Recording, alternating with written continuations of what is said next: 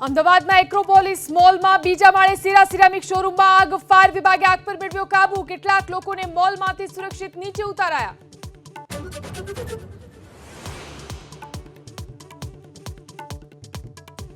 રાજ્યના 206 જળાશયમાં 37% જળ સંગ્રહ તો 32 ડેમ 80%થી વધુ ભરાયા. સરદાર સરોવર ડેમમાં 54% પાણીનો જથ્થો સંગ્રહિત.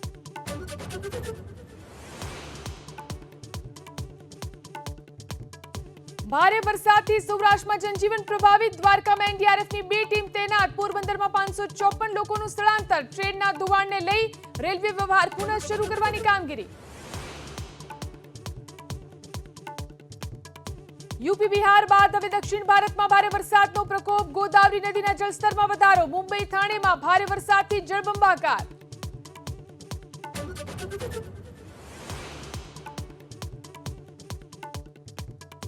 ગોવા પાસે દરિયાની વચ્ચે કાર્ગો શિપમાં ભીષણ આગ. ઇન્ડિયન કોસ્ટગાર્ડની ટીમનો આગ પર કાબુ મેળવવાનો પ્રયાસ. ખરાબ હવામાનને કારણે રેસ્ક્યુ ઓપરેશનમાં મુશ્કેલી.